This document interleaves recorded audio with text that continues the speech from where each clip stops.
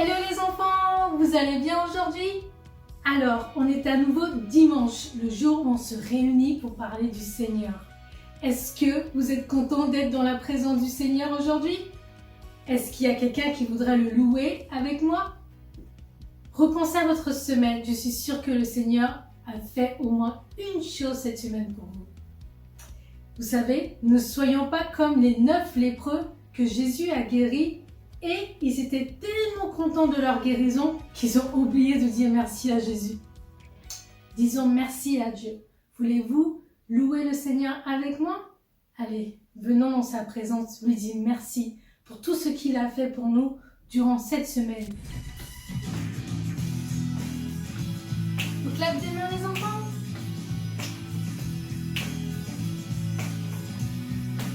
Allez, on y va!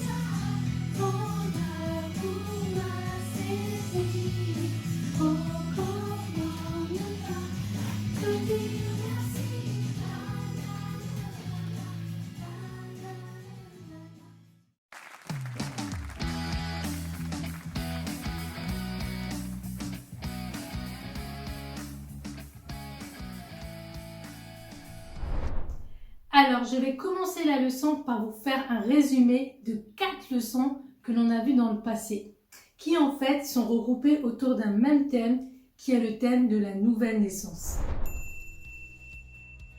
La première leçon, c'est moi qui l'ai faite, et la leçon c'était sur la rencontre de Nicodème avec Jésus, et c'est au cours de cette leçon que je vous ai défini ce qui était la nouvelle naissance. Vous en souvenez? Voilà ce que j'ai dit. Alors, qu'est-ce que Jésus a dit à Nicodème? Eh bien, Jésus a commencé par lui dire que pour aller au royaume des cieux, c'est-à-dire au paradis, il faut naître de nouveau. Et Nicodème, il était très étonné, parce qu'un homme, il peut naître qu'une seule fois, n'est-ce pas? Jésus ne parlait pas de la naissance humaine, il parlait de la naissance spirituelle. Et qu'est-ce que la naissance spirituelle? Donc, la nouvelle naissance, c'est un nouveau départ, c'est un nouveau commencement que le Seigneur nous donne. Il change ce qui se trouve à l'intérieur de nos cœurs en nous donnant son Esprit Saint, qui est l'eau vive qui nous remplit. Ensuite, quelques semaines après, Yuna vous a fait une leçon sur le lait spirituel. Eh bien oui, si on est de nouveau, eh bien on est un bébé. Et si on est un bébé, on a besoin de quoi? De lait. Et alors, un bébé spirituel a besoin de lait spirituel. Et Yuna, dans cette leçon, nous a expliqué que le lait spirituel, c'est la parole de Dieu. Vous vous en souvenez? Voici ce qu'elle a dit. La parole de Dieu nous enseigne la volonté de Dieu. C'est notre lumière sur notre sentier. Avant que nous acceptions le Seigneur Jésus, nous faisions tout dans nos propres intérêts et selon notre volonté. Maintenant que nous avons accepté le Seigneur Jésus dans notre vie, nous devons marcher selon la volonté de Dieu. La volonté de Dieu ne change jamais. Et pour connaître sa volonté, il faut lire et étudier quotidiennement et attentivement la Bible, car c'est un livre riche en contenu. Ensuite, après Yuna, Déborah nous a expliqué ce qu'était la prière et la prière surtout qui est faite dans la foi. La prière aussi te permet de créer et de développer une forte relation avec ton Dieu. Alors là, pour te rappeler, je t'invite à t'imaginer un peu ta relation avec ton meilleur ami ou tout simplement un ami. Quand tu parles souvent justement à cette personne, tu te rends compte que vous parlez beaucoup, que vous êtes de plus en plus à l'aise. Alors que si par exemple du jour au lendemain tu coupes ce lien, alors tu te rends compte que vous êtes un peu plus distant. Et c'est exactement ce qui se passe avec Dieu, c'est pourquoi il est important de pouvoir prier pour justement entretenir cette relation. Après cela, John nous a parlé de l'Église, de l'unité et l'amour. C'était la leçon de la semaine dernière. Vous vous en souvenez? Voilà ce que John nous a expliqué. Eh bien, avec l'Église, c'est pareil. Les membres de l'Église prennent soin les uns des autres. On se conseille, on se protège, tout le monde a un rôle à jouer. Nous devons tous veiller les uns sur les autres. Il ne faut mettre personne à l'écart. Il faut se soutenir tous ensemble. Et surtout, il faut être disponible lorsqu'une personne de l'Église est en difficulté. Et nous le voyons très bien dans Galates au chapitre 6 au verset 2. Portez les fardeaux les uns des autres et accomplissez ainsi la loi de Christ. Et aujourd'hui, pour terminer et conclure la série sur la nouvelle naissance, nous allons parler de Jésus. Jésus qui doit être notre berger, afin que le bonheur et la grâce nous accompagnent tous les jours de notre vie. Ça vous intéresse? Vous êtes avec moi? On y va.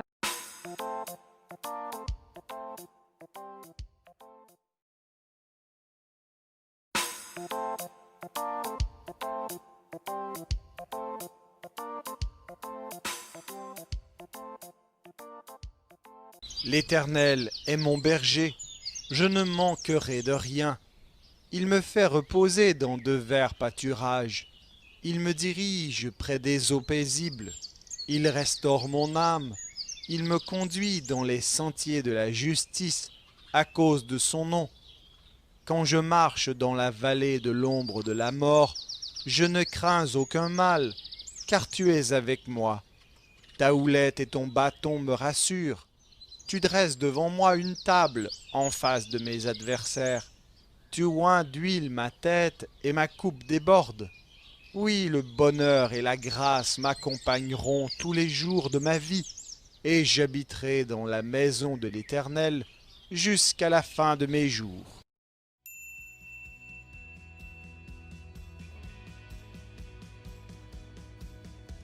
L'Éternel est mon berger, je ne manquerai de rien. Ce psaume il a été écrit par David. D'après vous, pourquoi David a appelé Dieu son berger? C'est étonnant, non? Eh bien, c'est parce que David, il a été berger pendant de très très longues années. Donc il savait très bien ce que ça voulait dire d'être un berger. Tous les jours, David s'occupait de ses brebis. Il les faisait sortir prendre de l'herbe, frotter de l'herbe, il les tondait, il les emmenait près de ruisseaux pour qu'elles puissent s'abreuver et il les protégeait des prédateurs tels que l'ours ou le lion. Et il se dit, si moi, humain, je suis capable de prendre soin de mes brebis et de les protéger de tout malheur, Dieu qui est invincible, il sera me protéger de tout mal. Et si moi j'arrive à prendre soin de mes brebis et à leur donner à manger, Dieu, il pourvoira à tous mes besoins. Ce n'est pas possible que je manque de quoi que ce soit. Alors il déclare avec foi, l'Éternel est mon berger, je ne manquerai de rien. N'est-ce pas merveilleux? Il me fait reposer dans de verts pâturages. Il me dirige près des eaux paisibles. Il restaure mon âme. Il me conduit dans les sentiers de la justice à cause de son nom. David, il a obéi au Seigneur et il s'est rendu compte que lorsqu'il obéissait à Dieu, eh bien, le Seigneur lui donnait du repos, lui donnait du calme, des eaux paisibles, de verts pâturages. D'après vous, qu'est-ce que veut dire avoir du repos, avoir du calme? Avoir du repos et du calme dans sa vie, moi je le définirais comme être dans une situation où personne ne peut t'enlever ce que tu as. Quand le Seigneur est béni, eh ben, ses bénédictions sont suivies d'aucun chagrin, nous dit sa parole. Quand je marche dans la vallée de l'ombre de la mort, je ne crains aucun mal, car tu es avec moi. Ta houlette et ton bâton me rassurent. Pourquoi ici David parle de la houlette et du bâton? Le berger, il utilisait un bâton pour pouvoir diriger ses brebis. Et il utilisait encore plus lorsqu'il était dans un endroit qui était dangereux. Et les brebis avaient besoin de plus de direction. Et David sait très bien qu'en tant que berger, des fois, il n'avait pas le choix que de faire passer ses brebis sur un chemin dangereux. Parce qu'après le chemin dangereux, eh ben, il y avait un vert pâturage, il y avait des eaux paisibles. Et donc, il devait forcément traverser cette vallée d'ombre de la mort. Et il sait très bien que dans la vie aussi d'un chrétien, même si Dieu est le berger, eh ben, des fois on doit traverser des endroits qui sont dangereux, des endroits qui nous font peur ou qui nous attristent, qui nous rend inquiets. Mais il sait que le Seigneur est là avec son bâton pour nous diriger. D'après vous, quel est le bâton que le Seigneur utilise pour nous protéger et pour nous diriger durant ces moments difficiles? La première, c'est la parole de Dieu. La parole de Dieu est notre lumière sur notre sentier. C'est la lampe à nos pieds. La deuxième façon, eh bien, c'est la prière. Lorsqu'on prie et que l'on déverse son cœur devant Dieu, eh bien, le Seigneur nous remplit de sa paix. Et des fois, on a cette petite voix à l'intérieur, eh bien, cette petite voix dans notre cœur qui nous montre un chemin. Si elle est en accord avec la parole de Dieu, eh bien, faisons confiance que cela vient du Seigneur. Ensuite, à travers les autres, le Seigneur peut nous parler. Il nous parle à travers nos parents, il nous parle à travers nos moniteurs à l'église, il nous parle à travers nos grands frères et nos grandes sœurs. Et tout ce qu'ils nous disent, eh bien, doivent être en accord avec la parole de Dieu. Dresse devant moi une table en face de mes adversaires. Tu oins d'huile ma tête et ma coupe déborde. Des fois, le Seigneur, il met devant nous des adversaires, tels Goliath en face de David. Mais il ne met pas ses adversaires pour pouvoir nous anéantir.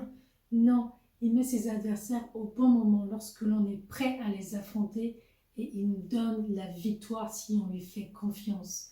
Pourquoi il dresse ses adversaires devant nous? Il veut montrer aux autres que ceux qui ont foi en lui, ceux qui ont confiance en lui, ils sont victorieux.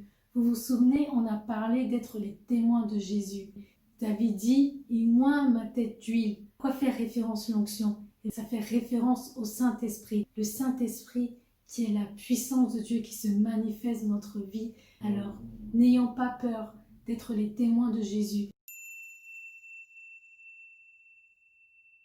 Oui, le bonheur et la grâce m'accompagneront tous les jours de ma vie, et j'habiterai dans la maison de l'Éternel jusqu'à la fin de mes jours.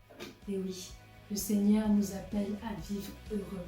Jésus a dit, le voleur vient pour détruire et voler, mais moi je suis venu pour que notre vie ait la vie en abondance. Il veut nous remplir, il veut nous satisfaire de sa gloire, il veut nous satisfaire de son amour. Il ne veut pas que nous soyons tristes et découragés. Lorsqu'il nous dirige vers des eaux paisibles, lorsqu'il nous dirige vers de verts pâturages, eh bien, il attend de nous que nous soyons reconnaissants. Reconnaissants pour toutes les merveilles qu'il fait dans notre vie. Lorsque nous traversons des moments qui sont difficiles, il attend de nous que nous ayons confiance en lui et que nous soyons très attentifs à sa direction pour pouvoir sortir de cette vallée de l'ombre de la mort, parce qu'il a promis qu'il prendra soin de nous jusqu'à la fin de notre vie. Et ensuite, lorsqu'il dresse devant nous une table devant nos adversaires, eh bien, il attend de nous que nous n'ayons pas peur, mais que nous ayons confiance en lui et que nous prions pour recevoir son onction, pour recevoir son Saint-Esprit, pour être un témoin parmi les hommes. C'est ainsi que le bonheur et la grâce nous accompagneront tous les jours de notre vie. J'espère que vous avez apprécié cette leçon. Comme je vous ai dit, ça conclut la série sur la nouvelle naissance. Je vous ai fait un quiz qui fait un résumé de toutes les leçons de ce thème. Prenez un moment pour pouvoir le compléter. Aujourd'hui, c'est la dernière leçon en ligne pour le mois de juillet. Et pendant le mois d'août, il y aura un mois de pause. Normalement, en septembre, on devrait se retrouver tous ensemble sur le site, à l'EPED, à l'église. C'est ici que se termine la leçon aujourd'hui les enfants. Je prie que l'Éternel vous bénisse et qu'il vous garde, qu'il fasse luire sa face sur vous et qu'il vous accorde sa grâce. Et je vous dis à très bientôt les enfants. Gros bisous. Ciao. Bye bye. Bye bye.